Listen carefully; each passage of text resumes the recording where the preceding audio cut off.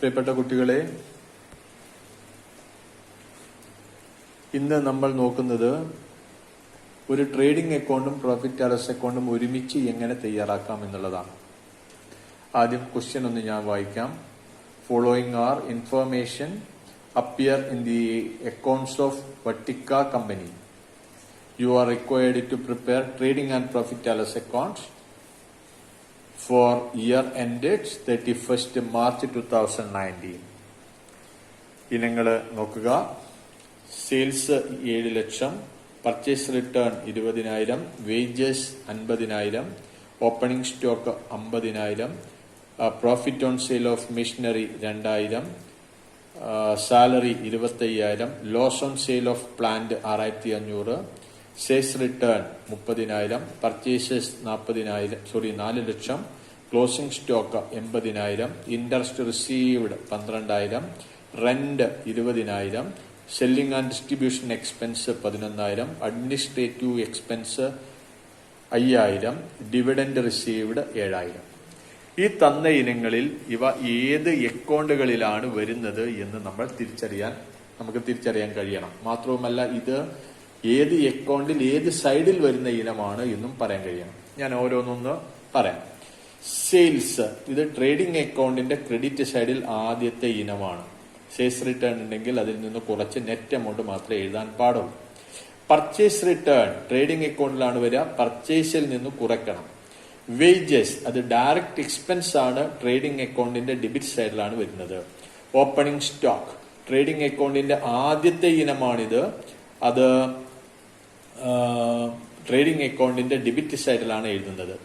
Profit on sale of machinery, മെഷീനറിയുടെ വിൽപ്പനയിന്മേലുള്ള ലാഭം, അതായത് വരുമാനമാണ് നമ്മളെ സംബന്ധിച്ച്. വിൽപ്പന ഒഴികെയുള്ള എല്ലാ വരുമാനങ്ങളും നമ്മൾ രേഖപ്പെടുത്തുന്നത് എവിടെയാണ്? പ്രോഫിറ്റ് ആൻഡ് ലോസ് അക്കൗണ്ടിന്റെ ക്രെഡിറ്റ് സൈഡിലാണ്. സാലറി എന്ന് പറഞ്ഞാൽ അത് ചെലവാണ്. ഏത് ചെലവാണ്? അത് ഇൻഡയറക്റ്റ് എക്സ്പെൻസ് ആണ്, പ്രോഫിറ്റ് ആൻഡ് ലോസ് അക്കൗണ്ടിന്റെ debit side. Loss on sale of പ്ലാന്റിന്റെ വിൽപ്പനയിന്മേലുള്ള നഷ്ടം, ഇത് ഏത് കാറ്റഗറിയിൽ വരും? ഇൻഡയറക്റ്റ് എക്സ്പെൻസസിൽ വരുന്നതാണ്. ശ്രദ്ധിക്കുക, indirect expense profit and loss അക്കൗണ്ടിന്റെ ഡെബിറ്റ് സൈഡിൽ. സെയിൽസ് റിട്ടേൺ സെയിൽസിൽ നിന്ന് കുറക്കണം, ഇത് ട്രേഡിംഗ് അക്കൗണ്ടിന്റെ ക്രെഡിറ്റ് സൈഡിൽ സെയിൽസിൽ നിന്ന് കുറക്കണം. പർച്ചേസസ് ട്രേഡിംഗ് അക്കൗണ്ടിന്റെ ഡെബിറ്റ് സൈഡിൽ എഴുതേണ്ട ഇനമാണിത്, അല്ലെ?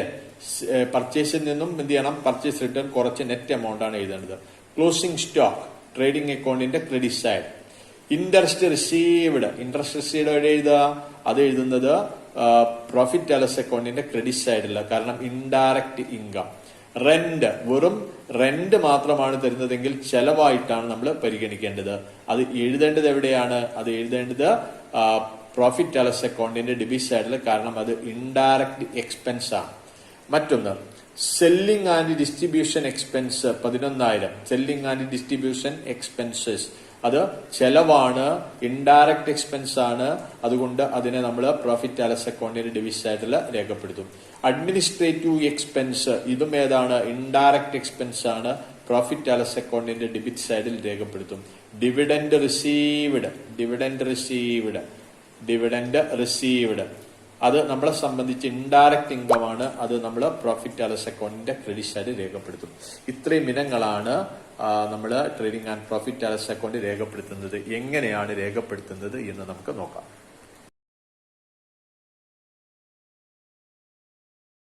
വേണ്ടി അക്കൗണ്ടുകൾ വരച്ചു. ആദ്യം ഇവയ്ക്ക് ഒരു ഹെഡിംഗ് ആണ് നമ്മൾ നൽകേണ്ടത്. രണ്ടും ഒരുമിച്ച് തയ്യാറാക്കുന്നത് കൊണ്ട് നമ്മൾ എഴുതുന്ന ഹെഡിങ് ശ്രദ്ധിക്കുക. Trading and profit and loss account എന്നാണ് എഴുതുക. Trading and profit and loss account for the year ending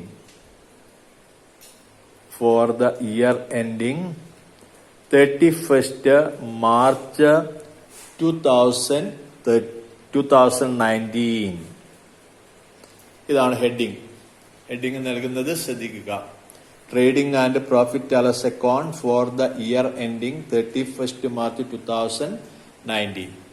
ഇനി ഇതിനെ ട്രേഡിംഗ് അക്കൗണ്ടും പ്രോഫിറ്റ് ആൻഡ് ലോസ് അക്കൗണ്ടുമാക്കി മാറ്റുക എന്നതാണ് രണ്ടാമത്തെ രണ്ടാമത്തെ പോയിന്റ്. അതിനുവേണ്ടി നമ്മൾ ടോട്ടൽ എമൗണ്ട് കോളം എഴുതാനുള്ള ബോക്സ് തയ്യാറാക്കുക. ടോട്ടൽ എമൗണ്ട് കോളം എഴുതാനുള്ള ബോക്സ് തയ്യാറാക്കുക. അങ്ങനെയെങ്കിൽ നമുക്ക് പറയാം ഈ ഭാഗം ട്രേഡിംഗ് അക്കൗണ്ട്, ഈ ഭാഗം profit and loss accounts. Okay, ഇത് ട്രേഡിംഗ് അക്കൗണ്ട്, ഇതോ പ്രോഫിറ്റ് ആൻഡ് ലോസ് അക്കൗണ്ട്സ്. ഇനി ട്രേഡിംഗ് അക്കൗണ്ടിൽ വരുന്ന ഇനങ്ങളൊക്കെ തന്നെ ഇവിടെ എഴുതണം. അതേസമയം പ്രോഫിറ്റ് ആൻഡ് ലോസ് അക്കൗണ്ടിൽ വരുന്ന ഇനങ്ങളൊക്കെ ഇവിടെയും എഴുതണം. ഓരോ ഇനവും അത് എടുക്കുന്ന ക്രമമനുസരിച്ച് തന്നെ നമ്മൾ എഴുതി പോകണം. ആദ്യത്തെ ഇനം സെയിൽസ് 7 ലക്ഷം. സെയിൽസ് 7 ലക്ഷം അതെവിടെ എഴുതാ? അത് ട്രേഡിംഗ് അക്കൗണ്ടിന്റെ ക്രെഡിറ്റ് സൈഡിലാണ്. അത് സെയിൽസ് റിട്ടേൺ ഉണ്ട്, അതുകൊണ്ട് നമ്മൾ ഇന്നർ കോളത്തിൽ എഴുതി പോവുക 7 ലക്ഷം. അടുത്തത് purchase return. Purchase return 20,000. Purchase return പർച്ചേസിൽ നിന്ന് കുറക്കണം. പക്ഷെ അതിനു മുമ്പ് ഓപ്പണിംഗ് സ്റ്റോക്കും പർച്ചേസും വരാനുണ്ട്. വേണമെങ്കിൽ ആ ഇനം നമ്മൾ നേരത്തെ തന്നെ എഴുതി വെക്കാം. എമൗണ്ട് വരുന്ന സമയത്ത് നമുക്കത് എഴുതാം. Okay, opening stock purchases less purchase return. Less purchase return. Purchase return എത്രയാണ്? 20,000. 20,000 പർച്ചേസ് വരുന്ന സമയത്ത് നമുക്ക് അവിടെ എഴുതാം. ഇനി നെക്സ്റ്റ് വന്നത് wages. Wages 50,000. Wages direct expense ആണ്. അതുകൊണ്ട് ട്രേഡിംഗ് അക്കൗണ്ടിന്റെ ഡെബിറ്റ് സൈഡിലാണ് എഴുതുക. വേജസ് 50,000. 50,000. അടുത്തത് profit on sale of machinery. മെഷീനറിയുടെ വിൽപ്പനയിന്മേലുള്ള ലാഭം. മെഷീനറിയുടെ വിൽപ്പനയിന്മേലുള്ള ലാഭം അത് ഇൻഡയറക്റ്റ് ഇൻകം ആണ്. അത് പ്രോഫിറ്റ് ആൻഡ് ലോസ് അക്കൗണ്ടിന്റെ ക്രെഡിറ്റ് സൈഡിലാണ് എഴുതുക. ഇവിടെയാണ് എഴുതുക.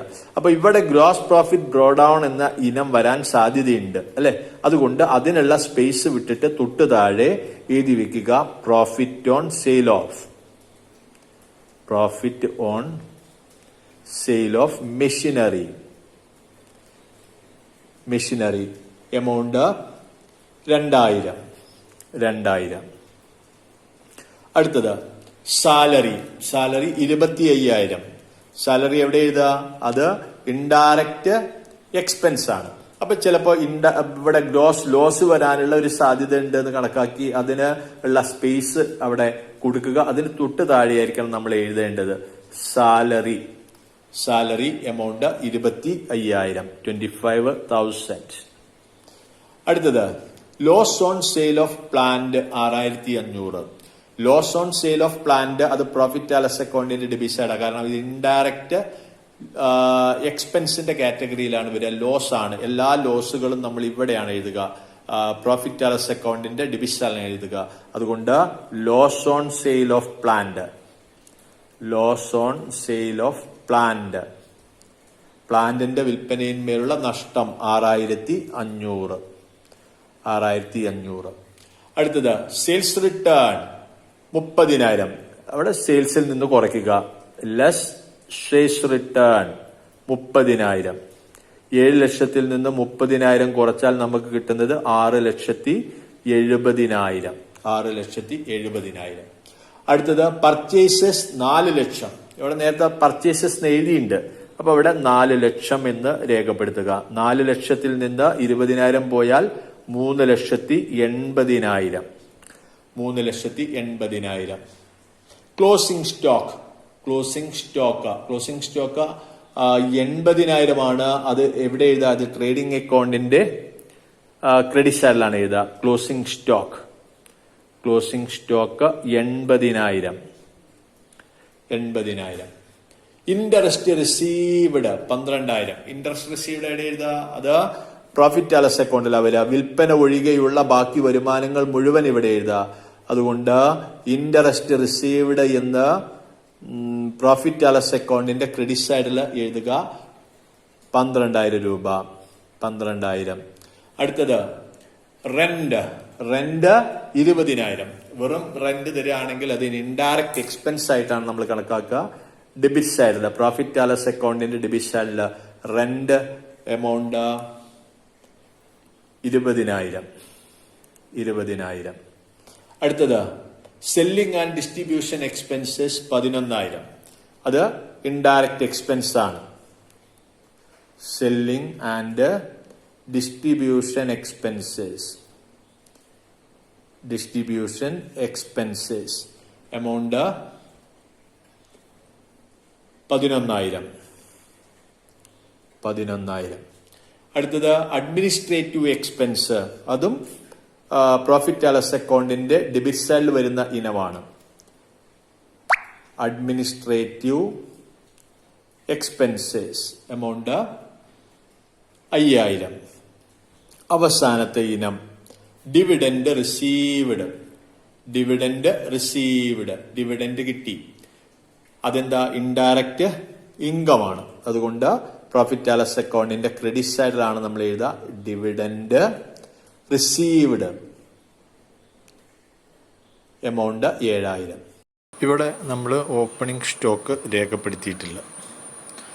ഓപ്പണിംഗ് സ്റ്റോക്ക് നമ്മൾ രേഖപ്പെടുത്തുന്നതിൽ വിട്ടുപോയി.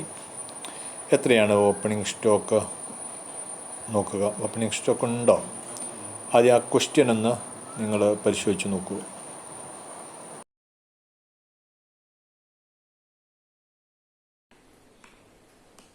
യെസ്, ഓപ്പണിംഗ് സ്റ്റോക്ക് ഉണ്ട്. എത്രയാ ഓപ്പണിംഗ് സ്റ്റോക്ക്? ഓപ്പണിംഗ് സ്റ്റോക്ക് ഞാൻ പറഞ്ഞില്ല. ഓപ്പണിംഗ് സ്റ്റോക്ക് 50,000 ഉണ്ട് അല്ലേ? ഓപ്പണിംഗ് സ്റ്റോക്ക് 50,000 ഉണ്ട്. ഓപ്പണിംഗ് സ്റ്റോക്ക് 50,000 രൂപയുണ്ട്. ആ 50,000 ഇവിടെ എഴുതണം. ഞാനത് വിട്ടുപോയതാണ്. ഓപ്പണിംഗ് സ്റ്റോക്ക് എമൗണ്ട് നമ്മൾ രേഖപ്പെടുത്തിയിട്ടില്ല. അത് ഇവിടെ എഴുതി 50,000. ഇനി ട്രേഡിംഗ് അക്കൗണ്ട് ആദ്യം ബാലൻസ് ചെയ്യുക. ബാലൻസ് ചെയ്താൽ കിട്ടുന്ന ഗ്രോസ് പ്രോഫിറ്റ് ബ്രോഡ് ഓൺ ചെയ്യുക. ആ ഗ്രോസ് പ്രോഫിറ്റ് ആണ് ഇത് വെച്ചിട്ടാണ് പിന്നെ ഇത് ബാലൻസ് ചെയ്യുക. എങ്ങനെയാണ് ബാലൻസ് ചെയ്യുന്നത് എന്ന് നമുക്ക് നോക്കാം. ആദ്യം നമുക്ക് ട്രേഡിംഗ് അക്കൗണ്ട് ബാലൻസ് ചെയ്യുന്നത് എങ്ങനെ എന്ന് നോക്കാം. ട്രേഡിംഗ് അക്കൗണ്ടിന്റെ ഇരു സൈഡുകളും കൂട്ടി നോക്കുക. ഇവിടെ കൂട്ടി നോക്കുമ്പോൾ നമുക്ക് കിട്ടുന്നത് 7,50,000 രൂപയാണ്. 7,50,000. ഇവിടെ കൂട്ടി നോക്കുമ്പോൾ നമുക്ക് കിട്ടുന്നത് 4,80,000 ആണ് അല്ലെ? ഏറ്റവും വലിയ എമൗണ്ട് നമ്മൾ രേഖപ്പെടുത്തേണ്ടത് 7,50,000 ഇരു സൈഡിലും രേഖപ്പെടുത്തുക. 7,50,000. 7,50,000. ഇനി ഈ 7,50,000 നിന്ന് കുറവുള്ള ടോട്ടൽ ഏതാ കുറവുള്ളത്? ഇവിടെ 4,80,000 കുറയ്ക്കുക. 4,80,000 കുറയ്ക്കുമ്പോൾ നമുക്ക് കിട്ടുന്ന എമൗണ്ട് എന്ന് പറയുന്നത് 2,70,000. അത് കുറവുള്ള സൈഡിൽ എഴുതുക. 2,70,000. അതിന് നേർക്ക് ഗ്രോസ് പ്രോഫിറ്റ് ക്യാരിഡ് ഓൺ എന്ന് രേഖപ്പെടുത്തുക. Gross profit carried on. ഇതിനെന്ത് ചെയ്യണം? Brought on ചെയ്തിടണം. ഇവിടത്തേക്കാണ് എഴുതുക ഗ്രോസ് പ്രോഫിറ്റ് ബ്രോഡ് ഓൺ 2,70,000. 2,70,000. അങ്ങനെ ട്രേഡിംഗ് അക്കൗണ്ട് കഴിഞ്ഞു. ഇനി ബാലൻസ് ചെയ്യേണ്ടത് ഏതാണ്? പ്രോഫിറ്റ് ആൻഡ് ലോസ് അക്കൗണ്ട് മാത്രമാണ് ബാലൻസ് ചെയ്യേണ്ടത്. അത് നെറ്റ് പ്രോഫിറ്റ് എത്ര? നെറ്റ് പ്രോഫിറ്റ് ആണെങ്കിൽ അത് ഉടമസ്ഥന്റെ ക്യാപിറ്റൽ അക്കൗണ്ടിലേക്കാണ് നമ്മൾ ട്രാൻസ്ഫർ ചെയ്യുന്നത്. എങ്ങനെയാണ് profit and loss account balance ചെയ്യുന്നത്? ഇനി ക്രെഡിറ്റ് സൈഡ് ബാലൻസ് ചെയ്യുന്നത് നോക്കാം. ക്രെഡിറ്റ് സൈഡ് ബാലൻസ് ഇനി പ്രോഫിറ്റ് ആൻഡ് ലോസ് അക്കൗണ്ട് എങ്ങനെ ബാലൻസ് ചെയ്യാമെന്ന് നമുക്ക് നോക്കാം. പ്രോഫിറ്റ് ആൻഡ് ലോസ് അക്കൗണ്ട് ഇതാണ് ട്രേഡിംഗ് അക്കൗണ്ട്. ഇത് ട്രേഡിംഗ് അക്കൗണ്ട് ആണ്. ഇത് പ്രോഫിറ്റ് ആൻഡ് ലോസ് അക്കൗണ്ട് ആണ്. ഇനി ബാലൻസ് ചെയ്യുമ്പോൾ ഈ കൂട്ടിയിട്ടതിന് താഴെയുള്ള ഇനങ്ങൾ വെച്ചേ നമ്മൾ ബാലൻസ് ചെയ്യാൻ പാടുള്ളൂ. ഓക്കെ, നമ്മൾ ചെയ്യുന്നത് നോക്കുക. ഇരു സൈഡിലും കൂട്ടിയിടുവാനുള്ള ബോക്സ് നമ്മൾ തയ്യാറാക്കി. ഇനി ഇരു സൈഡുകളും കൂട്ടി നോക്കുക. ഈ സൈഡ് കൂട്ടി നോക്കുക. കിട്ടുന്ന എമൗണ്ട് ഇത് മൊത്തം കൂട്ടിയാൽ കിട്ടുന്നത് 67,500 ആണ്. 67,500. ഇവിടെ നമ്മൾ കൂട്ടി നോക്കുമ്പോൾ നമുക്ക് കിട്ടുന്ന എമൗണ്ട് 2,91,000 ആണ്. ഏറ്റവും വലിയ എമൗണ്ട് രണ്ട് ഭാഗത്ത് എഴുതാം. 2,70,000 മുതലുള്ള എമൗണ്ട് ആണ് നമ്മൾ ബാലൻസ് ചെയ്യാൻ വേണ്ടി എടുക്കേണ്ടത്. ഇത് കൂട്ടി നോക്കുമ്പോൾ ഏറ്റവും വലിയ എമൗണ്ട് 2,91,000. ഇരു സൈഡിലും നമ്മൾ 2,91,000 എന്ന് രേഖപ്പെടുത്തി. ഈ 2,91,000 നിന്ന് 67,500 രൂപ കുറച്ചാൽ നമുക്ക് കിട്ടുന്നത് 2,23,500 രൂപയാണ്. ഇത് കുറവുള്ള സൈഡിൽ എഴുതുക. ഇവിടെ കുറവുള്ളത് അല്ലെ? 2,23,500. ഇതിന് നേർക്ക് നമ്മൾ എന്ത് എഴുതണം? ഇതിന് നേർക്ക് ഇത് നെറ്റ് പ്രോഫിറ്റ് ആണ്. ക്രെഡിറ്റ് ബാലൻസ് നെറ്റ് പ്രോഫിറ്റിനെ സൂചിപ്പിക്കുന്നു. നമ്മൾ എഴുതും net profit transferred to capital. Transferred to capital accounts, like capital. ഇങ്ങനെയാണ് ട്രേഡിംഗ് അക്കൗണ്ടും പ്രോഫിറ്റ് ആൻഡ് ലോസ് അക്കൗണ്ടും ഒരുമിച്ച് വരയ്ക്കുന്നത്. ഇങ്ങനെയായിരിക്കും നമ്മൾ ചെയ്യേണ്ടി വരിക. Okay, thank U.